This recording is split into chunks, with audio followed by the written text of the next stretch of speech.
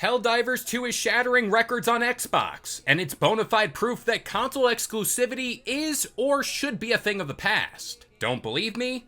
Well, let's break that one down. Up next.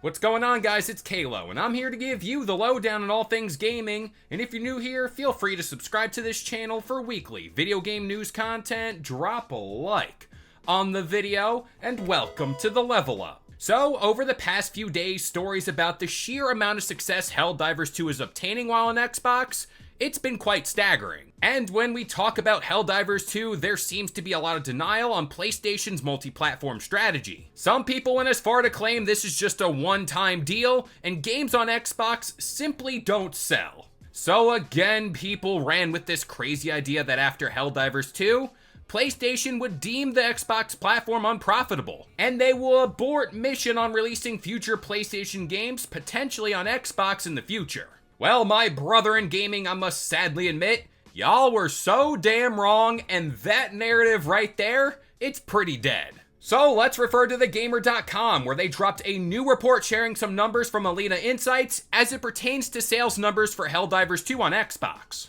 Quote, it has probably sailed past the 1 million sold mark actually, since the numbers shared by the Alina Insights only account for the game's first 6 days on Xbox, at which point the port had sold 926,000 copies. An impressive number all by itself, that's made even more impressive when you compare it to the 633,000 copies it sold in its first 6 days on the PS5.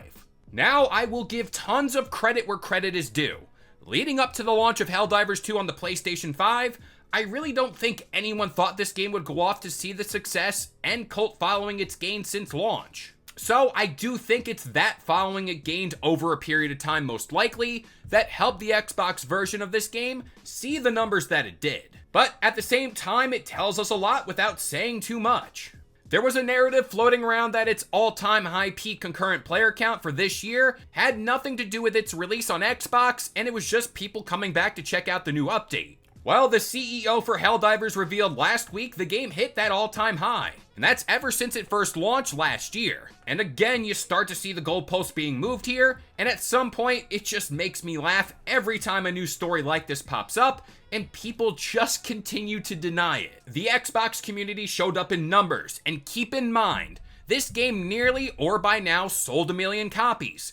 And again, we're talking about a staggered release. Historically, those staggered releases, they do sell, but they don't sell insanely well. And when we talk about the sheer amount of content that comes from this, like the ODST collab and potential future projects, that means only good things are coming to the Helldivers 2 community. And when we look at what happened with Xbox all those months ago whenever they first started porting over their games, I feel like the same story's gonna play out here with PlayStation. Xbox released their games on the Switch and PlayStation 5, seeing the amount of money each of those games made them and how well each game performed.